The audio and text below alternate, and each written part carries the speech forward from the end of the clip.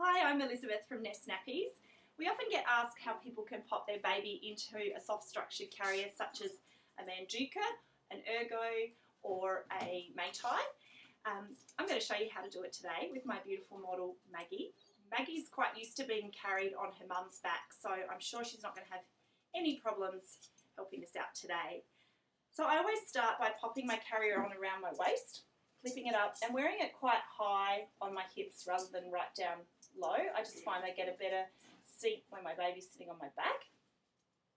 And then I always put my children onto my hip first and then scoot them around onto my back. So I'm going to start by just getting Maggie nice and secure on my hip, using my other hand to keep her nice and steady. And then I'm going to bring this arm around and grab her from behind. So I've got hold of her at all times, and then using my left hand, I'm just simply going to skitch her around onto my back as if I was giving her a piggyback. And sometimes if you find your baby sits up in the air at this point, it's a good idea just to put this other hand behind their back while you're straightening them up. Now, because a soft structured carrier is going to carry your baby in quite a deep seat, it's a good idea to get their legs spread fairly far apart across your back. And this is usually the point that people in supermarkets and car parks and playgrounds come launching to your rescue, but it is sometimes easier just to do it by yourself. So you then thread your arms into the straps of your carrier. Maggie's looking a little bit tired, so is that right, Maggie? So you pop both your straps on at the back, and just by giving a little bounce, you'll get your baby's bottom down deep inside the seat of your carrier. And I've got the strap on this side set nice and tight, albeit twisted.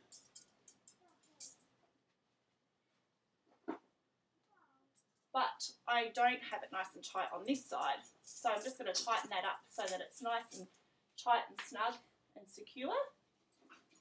And then using the chest strap across the front, so these on the Manduca they modify. You can drop them down a little bit and just making that nice and tight. So what the chest strap does is just pull that in nice and snug, hold your straps in nice and tight. And then I usually try and get my baby's knees up just to get them in a nice comfortable position. So that's how to get them on their back. Now the tricky bit is once you've got them on there is how to get them off. So lots of videos show you how to get them on. I'm going to show you also how to get them off. So you simply just undo your chest strap, loosen your arm straps a little bit, and you're essentially just going in reverse of what you've already done. So for an older baby, I find just letting them the straps off and you can drop them to the ground, particularly if they can stand up on their own. But if they're not quite at that stage yet, you simply just go in reverse. So take the straps off and then using your arm, hold them against your back. Take the other strap off. And then you're just going in reverse. Grab their arm and then thread them back around onto your hip. And back up like so. Thank you, Maggie.